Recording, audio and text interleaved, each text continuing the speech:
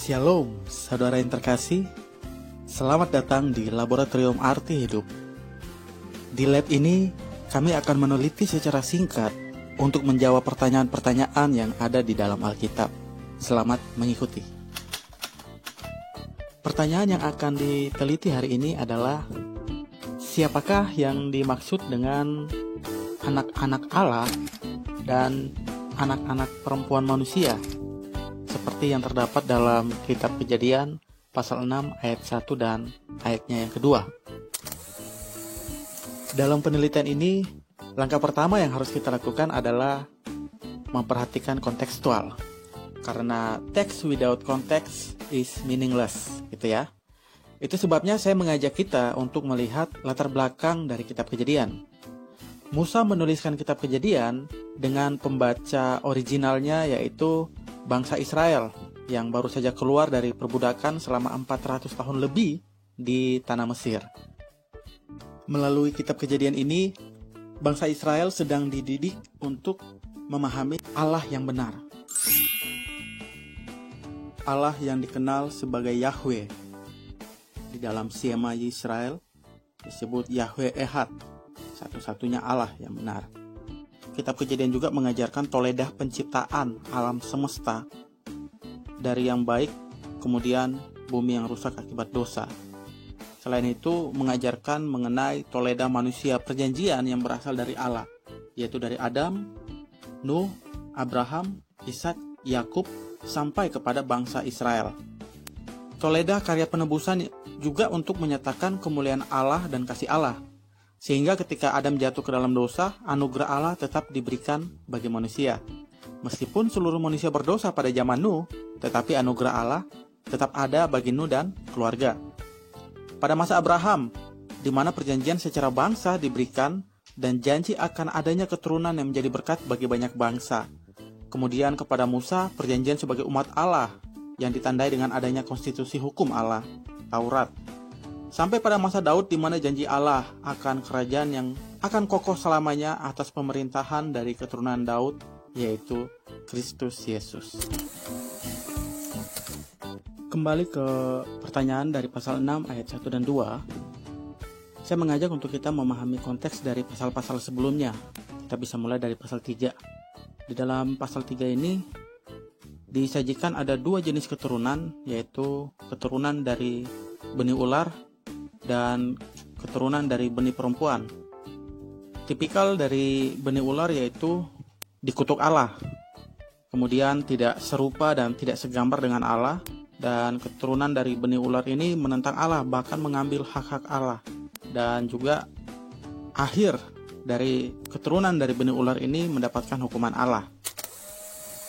Tipikal kedua dari benih perempuan dapat dilihat akibat dosa mendapatkan konsekuensi maut, tetapi disertai dengan janji kemenangan atas maut yang diberikan kepada keturunan dari benih perempuan.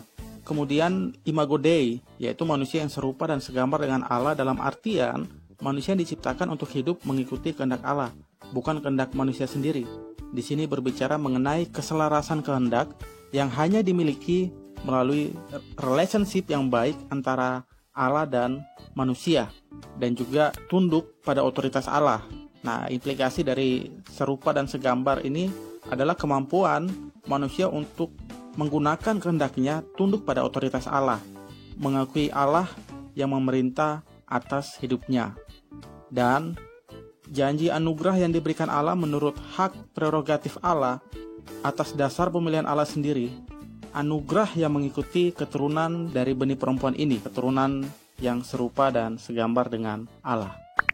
Kelanjutan pertentangan dua jenis keturunan ini ditunjukkan oleh Musa dalam pasal 4, yaitu kehidupan di luar Taman Eden. Musa memberikan banyak porsi untuk menunjukkan bagaimana Kain memiliki tipikal keturunan dari benih ular. Seperti yang pertama dalam pasal 4 ayat 11, di situ disajikan bahwa Kain dikutuk oleh Allah. Kemudian dalam pasal 4 ayat 1, Kain tidak disebutkan diperanakan menurut gambaran dan rupa Adam. Berbeda dengan Set di dalam pasal 5 ayat 3 yang dijelaskan bahwa Set diperanakan menurut gambaran dan rupa Adam.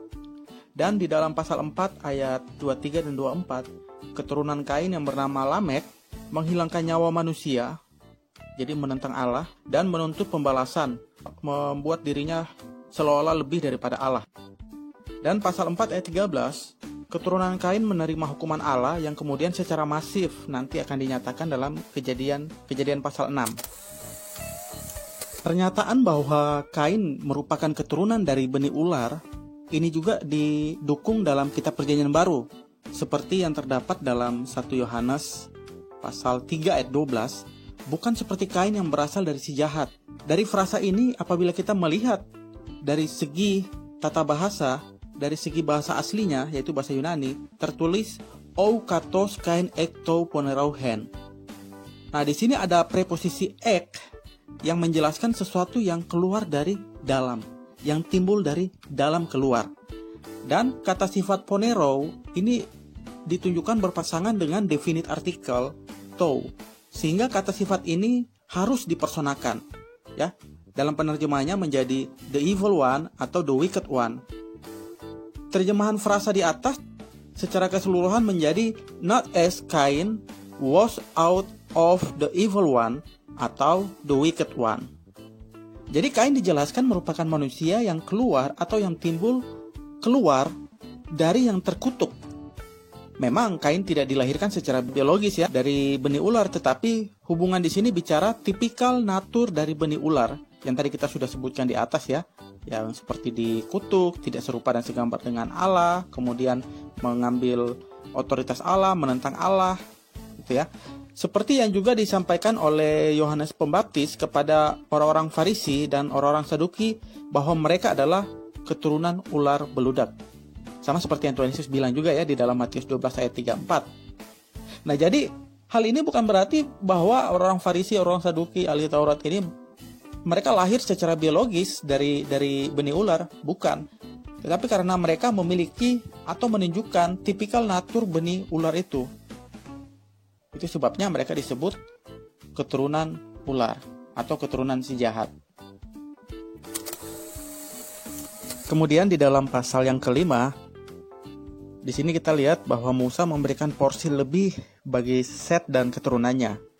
Apabila diperhatikan, pasal 5 ini merupakan perbandingan dari pasal 4, yaitu antara garis keturunan benih ular dengan garis keturunan benih perempuan, antara keturunan Kain dan keturunan Set. Nah, indikasi pertama dalam pasal 5 ayat 3, Set diperanakan menurut gambar dan rupa Adam.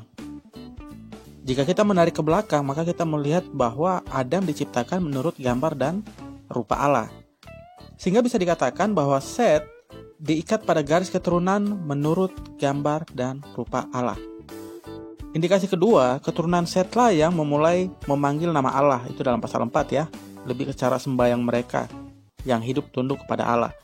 Nah, dalam pasal 5 ayat 22 dan 24, keturunan Set yaitu Henokh memiliki hubungan yang intim dengan Allah, hidup bergaul dengan Allah. Dalam pasal 5 juga kita melihat keturunan Set bernama Lamek, bukan Lamek yang di dalam pasal 4 ya, yang keturunan Kain, bukan.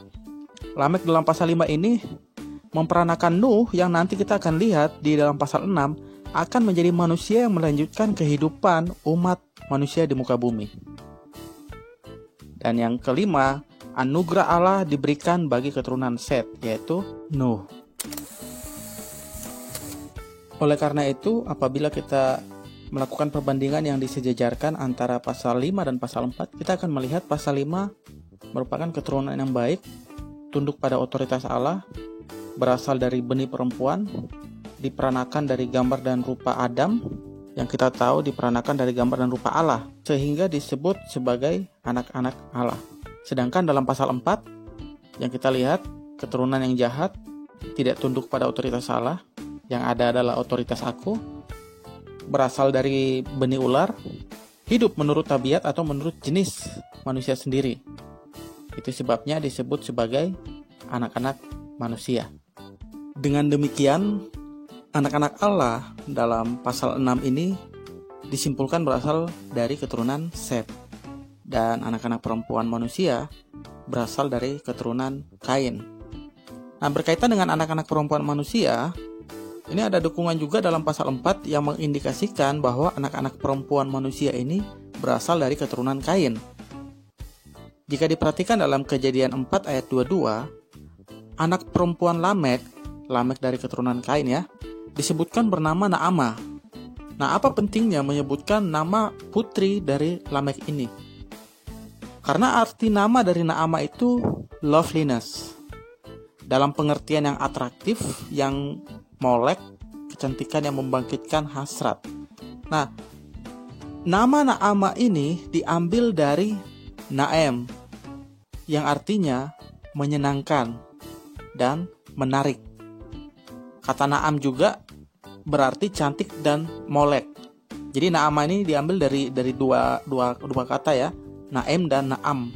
Sama-sama memiliki hubungan berkaitan dengan kemolekan, kecantikan, tetapi yang bersifat atraktif dan menarik, menyenangkan. Nah, dalam keturunan Set tidak disebutkan keturunan perempuan. Sedangkan dalam pasal 4 ada nama 2 istri dari Lamek dan putri Lamek. Saya sempat berpikir kenapa nama istri Kain tidak disebutkan. Bukankah Kain itu merupakan tokoh yang penting dalam pasal 4 ini? Kenapa istrinya tidak disebutkan? Justru 2 nama istri dari Lamek dan juga putri Lamek yang disebutkan.